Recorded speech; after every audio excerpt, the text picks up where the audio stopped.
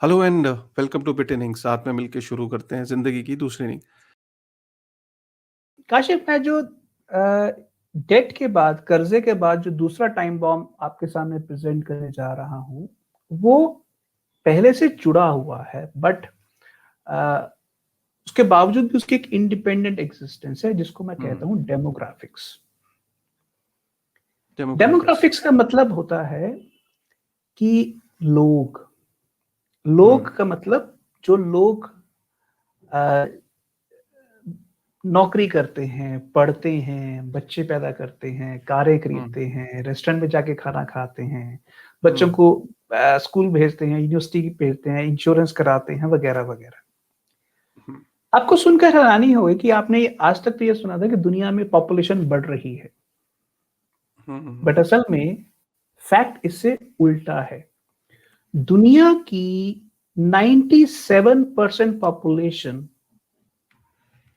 Negative population growth के segment में है।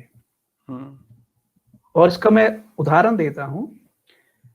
पॉपुलेशन के लिए सबसे इंपॉर्टेंट चीज होती है आपका नेट फर्टिलिटी रेट क्या है। अगर एक कपल यानी कि दो मियां बीवी अगर 2.1 बच्चे पैदा कर रहे हैं तो बर्थ रेट और डेथ रेट आपस में बराबर रहेगा, तो पॉपुलेशन बराबर रहेगी, तो उस हिसाब से ग्रोथ होती रहेगी। बट मैं ये कह रहा हूं कि 97% पॉपुलेशन एक ऐसे जोन में चली गई है जहां पर बर्थ रेट डेथ रेट से कम हो गया है। Got it? यानी कि वहां पर जन्म लेने वाले बच्चों की गिनती कम हो रही है और बूढ़े होने वाले लोगों की गिनती बढ़ रही है। जैसे मैं उदाहरण के तौर पर हमारे समाज के लोगों की बात करता हूं कि अगर एक स्त्री 30 साल की उम्र तक बच्चा ना करे तो सिर्फ 50% चांसेस है कि उसके बच्चा होगा, सिर्फ 50%। और अगर 35 साल तक वो बच्चा ना करे तो सिर्फ 1 in 10 चांसेस हैं कि उसके बच्चा हो। और फीमेल्स का जो फर्टिलिटी जोन होता है वो लगभग 18 से लेकर 35 के बीच में होता है। इस एज में अगर उन्होंने बच्चा कर लिया तो ठीक, इसके बाद बच्चा होगा ही नहीं। तो इसका मतलब है कि अगर इस जोन में आपके 2 बच्चे हो गए हैं तो पॉपुलेशन मेंटेन रहेगी। अगर इस जोन में आपके बच्चे नहीं हुए हैं तो आप पॉपुलेशन अल्टीमेटली डिक्लाइन करेगी। इसका क्या मतलब है कि ना तो आपके 2 बच्चे हुए, ना आपने उनको स्कूल भेजा, ना उनके लिए आपने एक नया मकान खरीदा, ना कार खरीदी, ना इंश्योरेंस करवाई, ना आपने उसके लिए आया रखी, आपने जो सारा कुछ होता है बच्चों के साथ जुड़ा हुआ, शादी ब्याह बच्चे। अब आप सोचिए कि 97% दुनिया की पॉपुलेशन इस नेगेटिव फर्टिलिटी रेट की शिकार हो गई है और दुनिया में बहुत बड़ी तादाद में ऐसी औरतें हैं जो 30 तक बच्चा नहीं कर रही। उसके बहुत सारे कारण हो सकते हैं, कुछ जेन्युइन कारण भी हो सकते हैं, वो बात अलग है। बट पॉइंट ये है कि डेमोग्राफिक्स अब नेट नेगेटिव हो रहा है। जब डेमोग्राफिक्स नेट नेगेटिव होता है तो जो बूढ़े हैं वो ज्यादा देर तक जिंदा रहते हैं और जो बच्चे हैं वो कम पैदा हो रहे हैं। तो क्योंकि बच्चे कम पैदा हो रहे हैं तो जो बीच की पॉपुलेशन है, 21 से लेकर 65 के बीच की पॉपुलेशन है, उसको ज्यादा मेहनत करनी पड़ती है बूढ़ों की पेंशन का इंतजाम करने के लिए। इसका मतलब ये है कि आपको अब मल्टीपल टाइम्स प्रोडक्टिव होना पड़ेगा, आपको हाई टैक्स देना पड़ेगा, हाई टैक्स, विच मीन्स कि एक ऐसा पॉइंट आएगा कि जब आप जितनी मर्जी कोशिश कर लें, एक पॉइंट के बाद आपकी कंजम्पशन बढ़ेगी ही नहीं, क्योंकि बच्चे ही नहीं हो रहे हैं। डू यू नो सबसे पीक कंजम्पशन पीरियड एक इंसान का होता है 45 से 55, जब उसके बच्चे स्कूल से निकल के कॉलेज यूनिवर्सिटी जाने वाली स्थिति में होते हैं। जब उसकी टोटल जो सेविंग्स है, पेंशन, ग्रेजुटी, सब उसके हाथ में आने शुरू करती है और वो खुला खर्चा कर रहा होता है। और 65 के बाद वो सडनली उसका एक्सपेंडिचर ऐसे गिरता जैसे आप एक पहाड़ी से ऐसे गिर गए। आप रिटायर हुए और एकदम से आपका एक्सपेंडिचर डाउन चला गया। अब वो जो एक्सपेंडिचर जो 65 के बाद डाउन जा रहा था और एक 18-19 से लेकर 65 तक बढ़ रहा, 55 तक बढ़ रहा था, वो अब उतनी तेजी से बढ़ ही नहीं रहा, क्योंकि बच्चे ही नहीं है। बच्चों के लिए घर नहीं आप खरीद रहे, स्कूल उनको नहीं भेज रहे। तो इसका मतलब क्या है कि डेमोग्राफिक्स अगर आपके नेगेटिव होंगे तो आपकी कंजम्पशन ग्रोथ स्लो हो जाएगी। डू यू नो चाइना 1972 से लेकर 2008 तक उसका ग्रोथ रेट 8 से 10% के बीच में रहा था, और आज चाइना का ग्रोथ रेट 4% रह गया है। क्यों? चाइना की वो जो एक कपल एक बच्चे की पॉलिसी, जो 40 साल तो उसने उसको बहुत फायदा लिया, अब क्या है कि चाइना एक रिवर्स पिरामिड वाला कंट्री हो गया है। आप अगर उसको ऐसे देखें, एक पिरामिड बना ले और नीचे लो बच्चों की पॉपुलेशन जैसे बढ़ती जाएगी, तो ऐसे हो गया है कि बच्चे कम हैं और बूढ़े ज्यादा हैं। तो चाइना अपने सर पर खड़े हुए कंट्री जैसा है, और यू विल बी सरप्राइज्ड, अब वहां पर जो भी कपल होता है वो बेसिकली अपने माँ बाप, लड़की अपने माँ बाप, लड़का अपने माँ बाप, यानी कि 1 कपल 4 ग्रैंड पेरेंट्स का ख्याल रख रहा है। बच्चे नहीं, 1 कपल 4 ग्रैंड पेरेंट्स।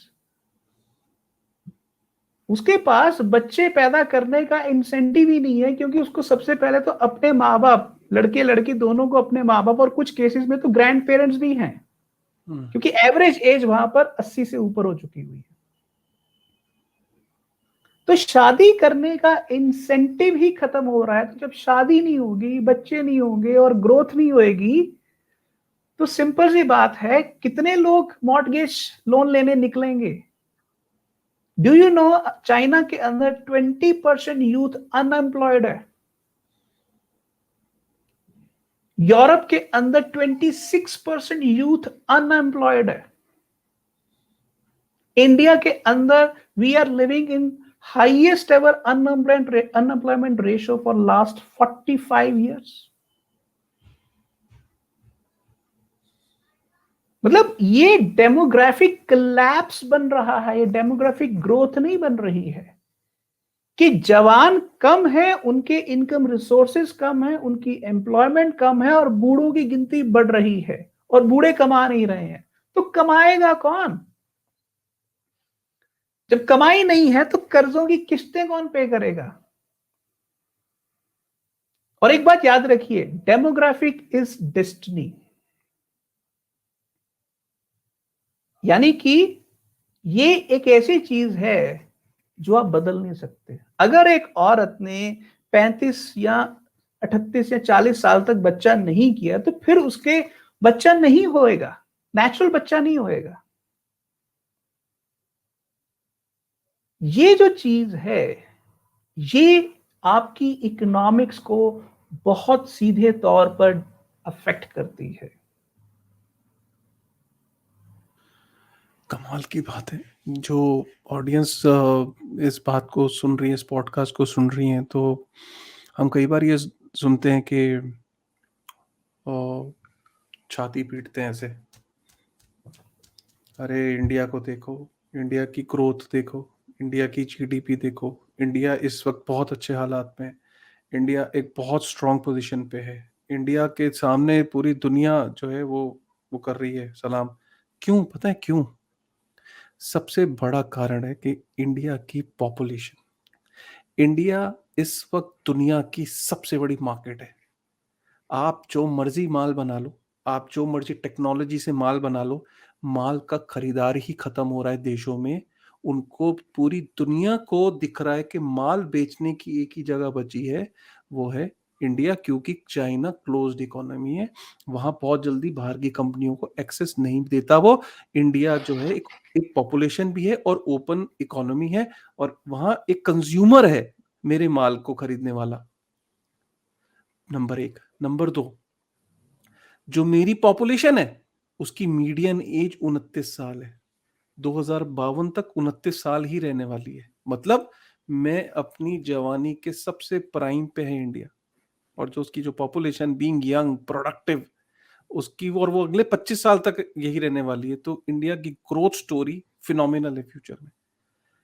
तो जो लोग पॉपुलेशन को लेके क्रिटिसाइज करते हैं कि भारत को, भारतवर्ष को, कि पॉपुलेशन भारतवर्ष के लिए बुरी चीज है, बुरी चीज है, बुरी चीज है, ये तो एंटाई थीसिस नहीं हो गई जो आप बोल रहे हो कि नहीं, पॉपुलेशन उल्टा देश को स्ट्रांग बनाती है। देखो देखो काशिफ, एक बात समझो, मैं ये जानता हूं कि इंडिया के अंदर आज की तारीख में बहुत बड़ा तबका जो है पॉपुलेशन का, वो मतलब यंग पॉपुलेशन की कैटेगरी है। 65% पॉपुलेशन यंग कैटेगरी में आती है, मैं उससे डिनाई नहीं कर रहा हूं। बट अगर आप ध्यान से देखें तो पिछले लगभग 2008 के बाद 90% पॉपुलेशन 90% पॉपुलेशन की पर कैपिटा इनकम डाउन गई है। आपको सुनकर हैरानी होगी कि जो टू व्हीलर्स की ग्रोथ होती है, टू व्हीलर्स की जो सेल होती है, पिछले 12 साल से नेगेटिव जा रही है। हालांकि मर्सिडीज की कार वेटिंग पीरियड में मिल रही है, बीएमडब्ल्यू वेटिंग में मिलती है, महिंद्रा थार वेटिंग में मिलती है, पर जो टू व्हीलर्स हैं, बजाज प्लैटिना 100 सीसी, वो जो टू व्हीलर्स है उनकी सेल नेगेटिव जा रही है। तो हिंदुस्तान के शेप्ड ग्रोथ है, यानी कि मोर देन 95% जनता डाउन जा रही है, टॉप 5% जनता ऊपर जा रही है। तो इसलिए आप ये मत सोचिए कि पॉपुलेशन का बेनिफिट पूरे हिंदुस्तान को मिल रहा है, पूरे पॉपुलेशन का बेनिफिट सिर्फ टॉप 5% को मिल रहा है। ओ, तो आप जो कह रहे हैं वो टॉप 5% के लिए सही है, बट वो बॉटम 95% के लिए सही नहीं है। और ये थीसिस पाकिस्तान पर भी लागू होता है, श्रीलंका पर भी लागू होता है, बांग्लादेश पर भी लागू होता है, अर्जेंटीना पर भी लागू होता है, ब्राजील पर भी लागू होता है, यूरोप पर भी लागू होता है, चाइना पर भी लागू होता है। तो डेमोग्राफिक्स एक ऐसा टाइम बॉम्ब है, जिस टाइम बॉम्ब के अंदर, बट इसका मतलब ये हुआ जो आप ये कह रहे हो कि पॉपुलेशन का होना एक चीज है, और आप कह रहे हो कि, तो आप बेसिकली क्या कह रहे हो, मैं इसको और एक दो लाइन में बताता हूँ। आप ये कह रहे हो कि पॉपुलेशन को एज अ रिसोर्स देखा ही नहीं जा रहा। पॉपुलेशन एक ऐसा रिसोर्स है, एक ऐसा नेचुरल रिसोर्स है। एक्चुअली कभी मैंने आज तक ये वर्ड ही नहीं सुना कि पॉपुलेशन को इज्जत दी गई हो। पॉपुलेशन एक नेचुरल रिसोर्स है जो जमीन के ऊपर दिखता है, लेकिन आप उसकी कदर नहीं करते। आप यस उस कोयले को तो ढूंढने के लिए बिलियंस लगा देते हो जमीन के नीचे, लेकिन जो ऊपर हीरा है, जो वो नेचुरल रिसोर्स है, जो ह्यूमन पोटेंशियल है, उसको ग्रूम या उसकी प्रोडक्टिविटी बढ़ाने पे, उसकी इनकम बढ़ाने पे कोई काम नहीं करते, एग्जैक्टली ताकि वो पॉपुलेशन प्रोडक्टिव बने और यस उसकी इनकम बढ़े और उसकी स्पेंडिंग बढ़े और कंजम्पशन और ज्यादा बढ़े। यस, नहीं ये बिल्कुल ऐसा है जैसे, अगर इसको मैं एक इस तरह से कहूं कि पॉपुलेशन वो होती है कि जो जब जवान हो, जब 21 साल क्रॉस करे, कमाई शुरू करे, नौकरी या अपना बिजनेस करे, 25 और 28 के बीच में शादी करवा ले और 35 तक 2 बच्चे कर ले। अगर तो ये कंडीशन फुलफिल हो रही है तो ये एक अच्छा है, डेमोग्राफिक ग्रोथ के लिए ये बहुत सही चीज है। पर ये अगर 90% केसेस में नहीं हो रहा है तो ये डेमोग्राफिक क्लैप्स है, ना कि डेमोग्राफिक सक्सेस स्टोरी है। तो इसलिए मैं ये कह रहा हूं कि कर्जे के बाद डेमोग्राफिक्स दूसरा टाइम बॉम्ब है कि जब लोग ही नहीं होंगे तो कमाएगा कौन। और अगर लोग होंगे भी तो मैक्सिमम उसमें बूढ़े होंगे और बूढ़े बच्चे होंगे, कम स्टूडेंट होंगे। तो ओल्ड एज डाइपर्स की बहुत बड़ी मार्केट होगी, इंसुलिन की बहुत बड़ी मार्केट होगी, जो ऑर्थोपेडिशियंस का बहुत अंदाज चलेगा। और I am so sorry to say that, but medical infra की शायद बहुत बड़ी डिमांड होगी।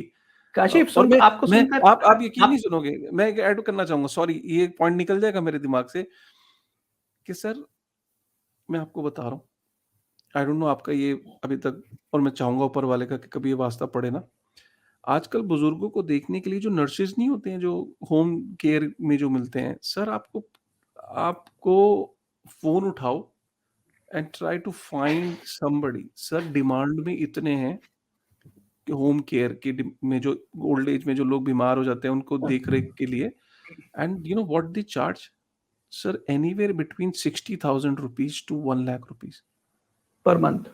पर मंथ। और यस, डिमांड भी इतनी है कि आपको मिलेंगे नहीं, मतलब ऐसा नहीं कि आप कॉल करोगे आपको लगेगा, आपको एक्चुअल में मुशक्कत करनी पड़ेगी, नेगोशिएट करना पड़ेगा। This is yes, the kind of demand that just shows that the old age population is increasing day by day. Yes.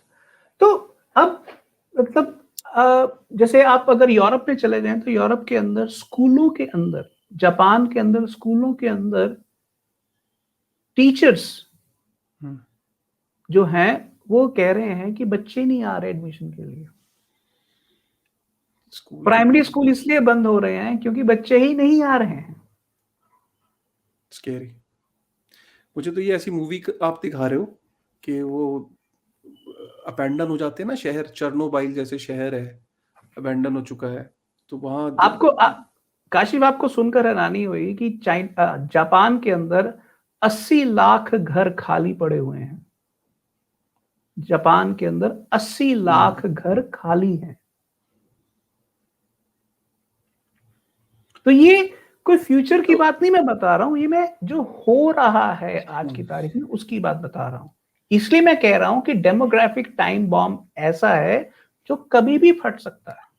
Right. तो आप ये बेसिकली कह रहे हो, इस पॉइंट को समराइज मैं भी इस तरीके से कर देता हूं कि बड़ी हास्यास्पद बात है कि जिस चीज को नेचुरल रिसोर्स की तरह देखना चाहिए था पूरी दुनिया को, जो आज वो कर रहे हैं, बाय द वे नीदरलैंड के अंदर वो इंसेंटिवाइज कर रहे हैं, मलेशिया के अंदर मैंने तो सुना है कुछ देश के अंदर आईफोन दिया जाता है on your third child, and fourth पे तो आपको लिटरली फैसिलिटेट करते हैं स्टेज पे बुला के। कुछ देशों में 5 तक के लिए भी प्रोत्साहित कर रहे हैं कि भाई 5 करो, ठीक है। सो आपको सुन के शायद ऑडियंस को कुछ हंसी आ रही होगी, but this is a reality. If you don't believe us, Google it, Google it, that what just google what are those countries who are incentivizing their citizens on having more children. You will get a list of countries where they are just desperate about it, and people are not still not doing it. People are still not doing it, by the way, right? और So इसमें एक और जो चीज, अगर आप इसको पहले टाइम बॉम्ब से जोड़ें कर्जे की किश्तों के साथ, और इसको अब दूसरे के साथ डेमोग्राफिक, जब कमाने वाले लोग कम हैं और खाने कर्जे वाले की किस्त, और तो खाने वाले ज्यादा हैं, और कर्जे की किस्तें, जो कर्जे की किस्तें देने वाले लोग वो कम होते जा रहे हैं, तो कर्जा पे कैसे होगा? हाँ, ये वही बात हो गई कि मैंने मैंने कर्जा देना है तो माल ज्यादा बेचो, अपना बिजनेस फ्लरिश करो। मैंने माल बनाने वाला कह रहा है कि सर मैं बनाऊं किसके लिए, मार्केट में बेचू ग्राहक किसको? नहीं है, Yes. ग्राहक नहीं है, मैं बना Yeah. के क्या करूंगा। तो जब माल ग्राहक नहीं है, बनाने वाला बना नहीं रहा है, और कर्जा वहीं का वहीं है, तो इनकम हो नहीं रही, कर्जा पिछला जो लिया था उसकी वहीं की वहीं है, तो क्या होगा? यस। तो इसलिए आप इन दो टाइम बॉम्ब्स को जब आप इकट्ठा करेंगे तो पहले कौन सा फटेगा हमें नहीं पता। हाँ, बट पहला तो शायद वो पहला ही फटेगा। इन दोनों को अगर मैं कंपेयर करूं, हाँ, तो बट नहीं, जिस रेट से बर्थ रेट कम हो रही है ना, इट्स वेरी डेंजरस। मतलब बताते या हैं जापान एग्जिस्टेंशियल क्राइसिस में पहुंचने वाला है 2050 में। जापान या नाम की चीज ही नहीं रहेगी, चिड़िया ही नहीं रहेगी। या आप बिल्कुल ठीक कह रहे हैं।